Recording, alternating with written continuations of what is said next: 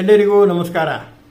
Satyapriya KGL 61 ಚಾನೆಲ್ಗೆ ನಿಮಗೆಲ್ಲರಿಗೂ ಸ್ವಾಗತ ಹಾಗೂ ನಿಮ್ಮ ಪ್ರೋತ್ಸಾಹ ನನಗೆ ಹೀಗೆ ಇರಲಿ. ಇಂದು ನಾನು ಜನಪ್ರಿಯ ಕನ್ನಡ ಗಾದೆಗಳು ಭಾಗ 9ರಲ್ಲಿ ಜನಪ್ರಿಯ ಗಾದೆಗಳು ಅದರ ಅರ್ಥದೊಂದಿಗೆ ನಾನು ನಿಮಗೆ ತಿಳಿಸಲು ಇಷ್ಟಪಡುತ್ತೇನೆ.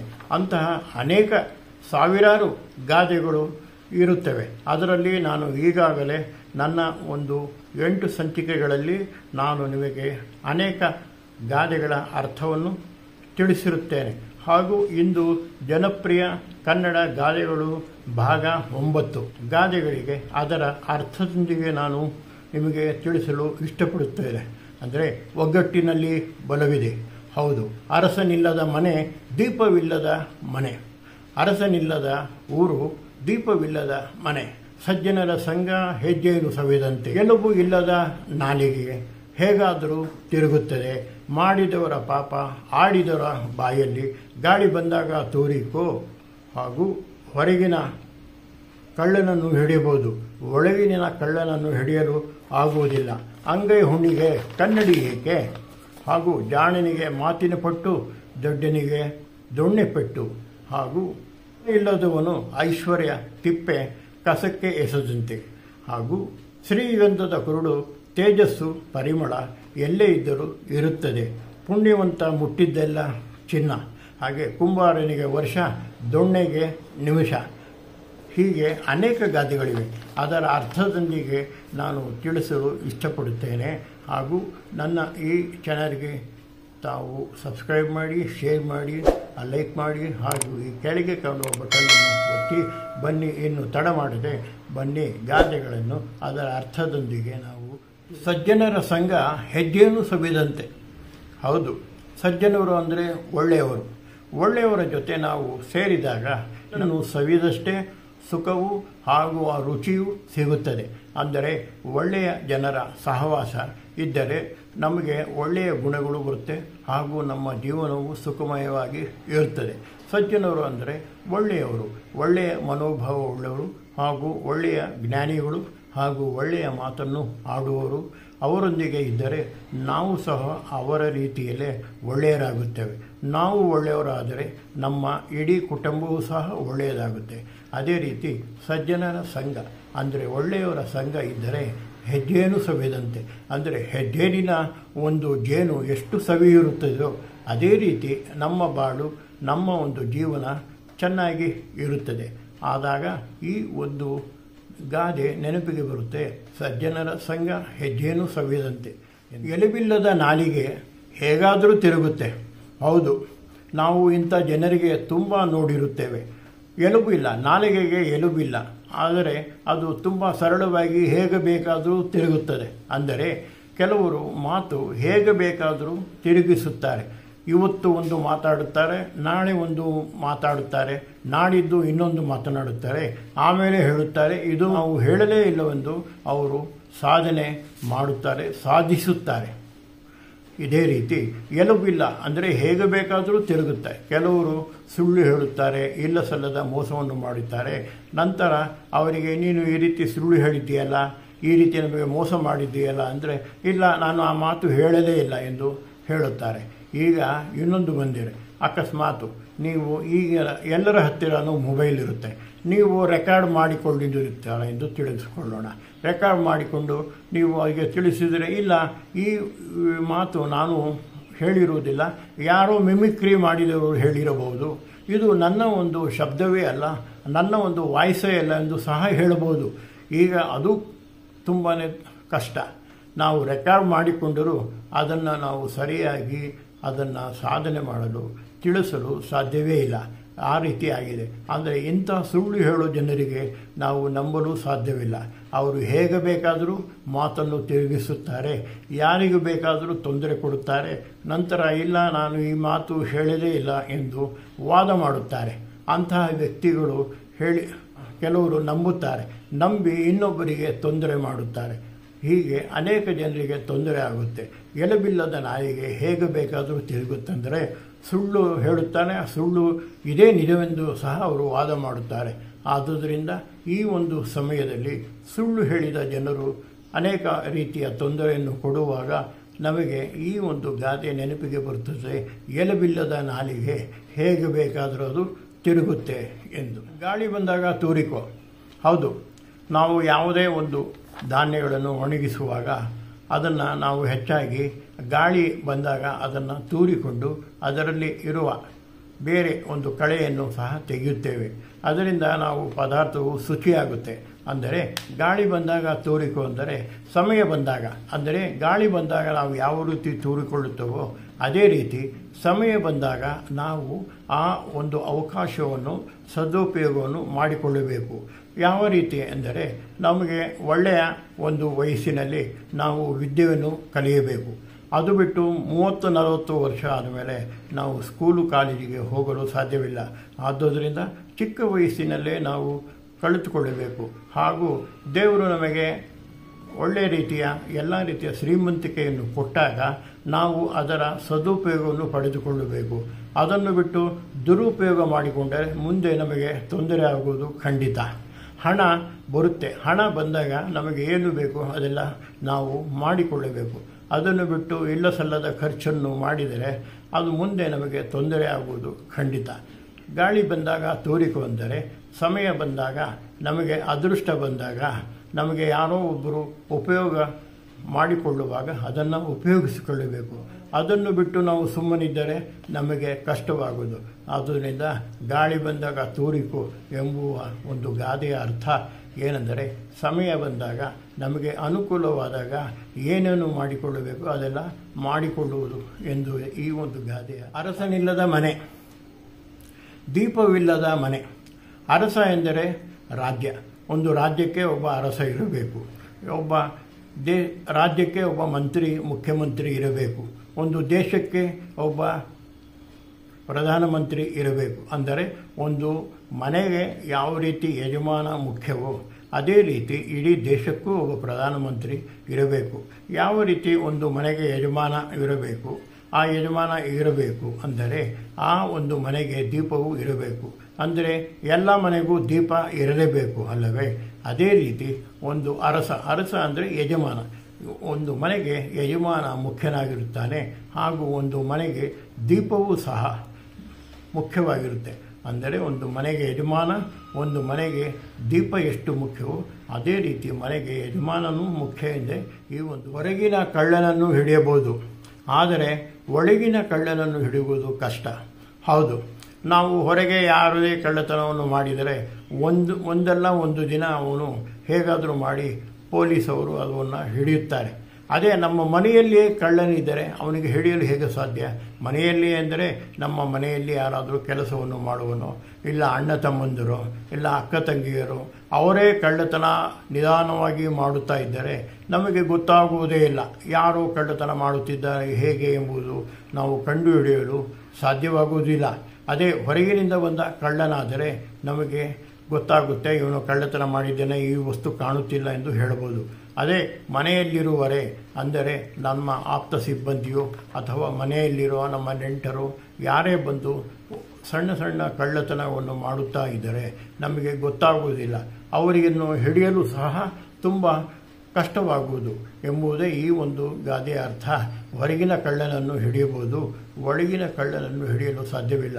ಅಂದರೆ ಒಂದು ರಾಜ್ಯವಾಗಲಿ ನಮ್ಮ ಒಂದು ದೇಶವಾಗಲಿ, ನಮ್ಮ ದೇಶದಲ್ಲೇ ಇದ್ದು ನಮ್ಮ ದೇಶಕ್ಕೆ ಕುತಂತ್ರವನ್ನು ಮಾಡಿ ತೊಂದರೆಯನ್ನು ಕೊಟ್ಟು ಹೊರಗಿನ ದೇಶಕ್ಕೆ ಮಾಹಿತಿಯನ್ನು ನೀಡುತ್ತಿರುವವರಿಗೆ ಹಿಡಿಯಲು ತುಂಬ ಕಷ್ಟ. ಅದೇ ಹೊರಗಿನ ದೇಶದಿಂದ ಬಂದು ನಮ್ಮ ಒಂದು ಬಾರ್ಡರ್ಗಳಲ್ಲಿ ನುಗ್ಗಲು ಯತ್ನಿಸುತ್ತಿರುವ ಆ ಉಗ್ರರನ್ನು ಹಿಡಿಯುವುದು ಸ್ವಲ್ಪ ಸುಲಭ. ಉಗ್ರರನ್ನು ಹಿಡಿಯಬಹುದು, ಆದರೆ ಒಳಗಿನ ಅಂದರೆ ನಮ್ಮ ದೇಶದಲ್ಲೇ ಅಡಗಿ ಕುಳಿತಿರುವ ಕೆಟ್ಟ ಜನ, ದೇಶದ್ರೋಹಿಗಳನ್ನು ಹಿಡಿಯುವುದು ತುಂಬ ಕಷ್ಟ. ಅವರನ್ನು ಹುಡುಕಿ ತರುವುದು ತುಂಬ ಕಷ್ಟ. ಅದೇ ಹೊರಗಿನ ದ್ರೋಹಿಗಳು ನಮ್ಮ ದೇಶಕ್ಕೆ ನುಗ್ಗುವವರನ್ನು ನಾವು ಹಿಡಿಯಬಹುದು.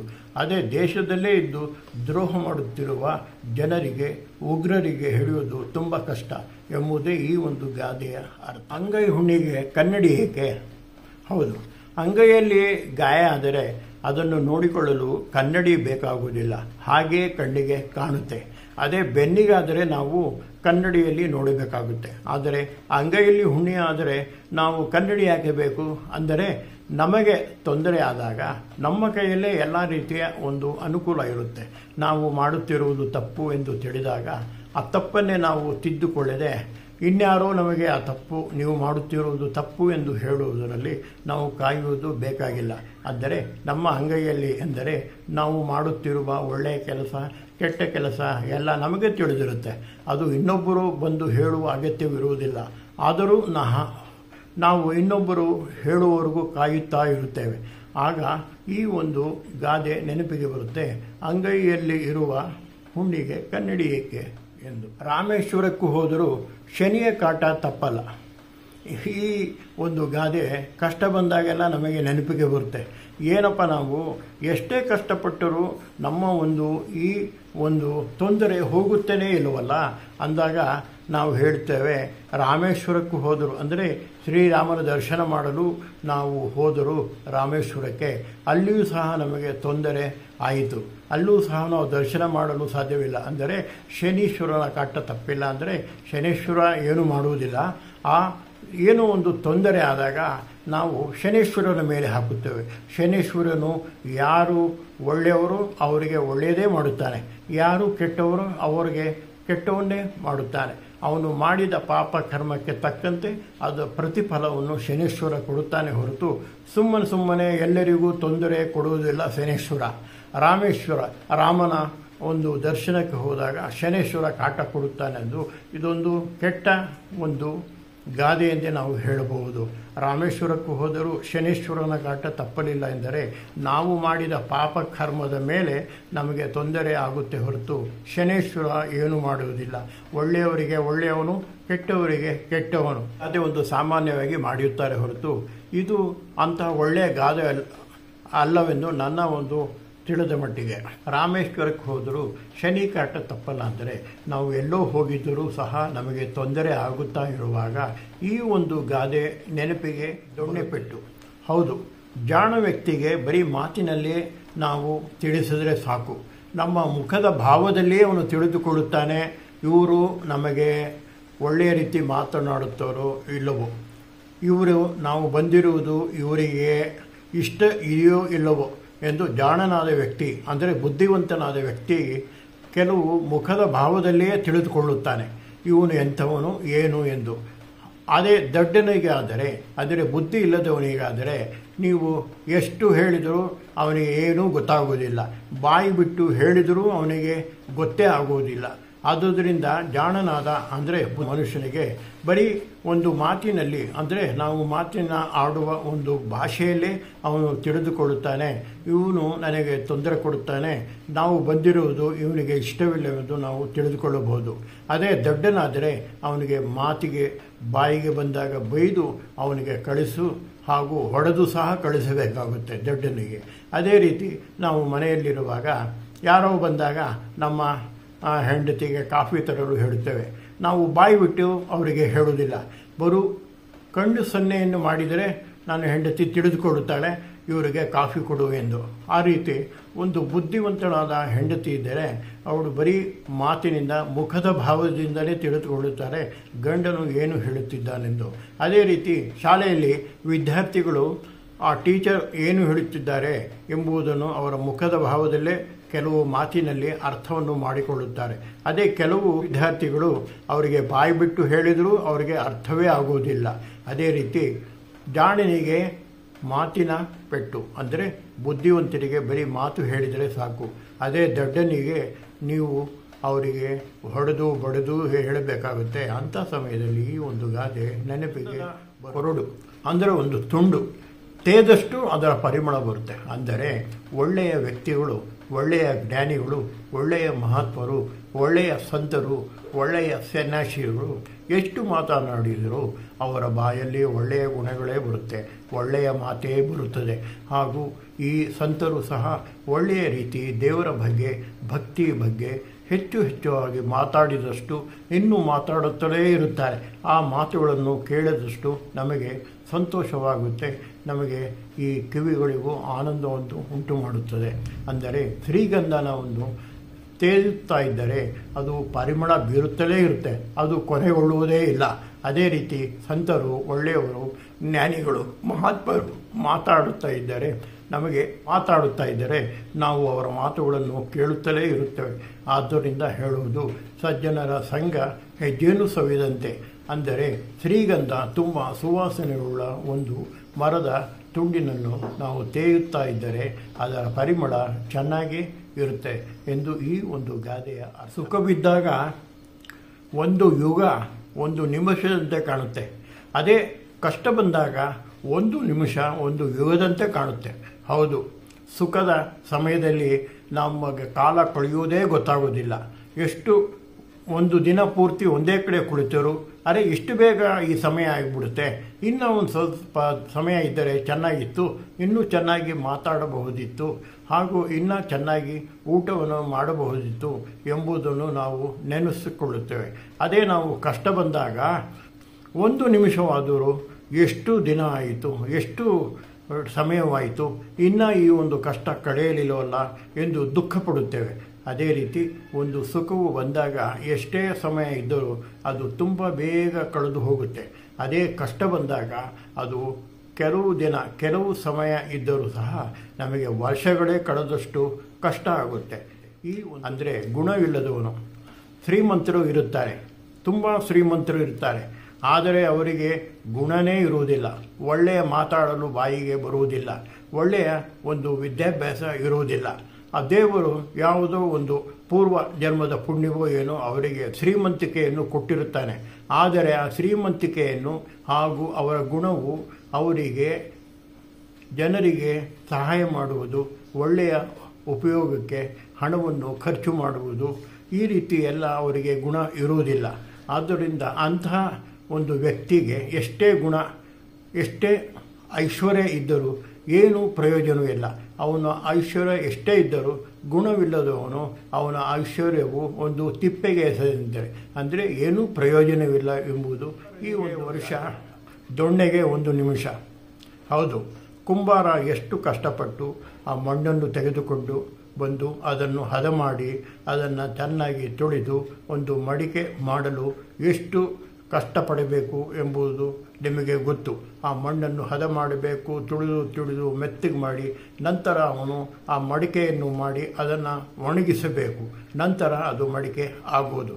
ಅದೇ ಆ ಒಂದು ಮಡಿಕೆಯನ್ನು ಹೊಡೆಯಲು ಒಂದು ದೊಣ್ಣೆಯಿಂದ ಹೊಡೆದರೆ ಒಂದು ನಿಮಿಷದಲ್ಲಿ ಅದು ಮಡಿಕೆ ಹೊಡೆದು ಹೋಗುವುದು.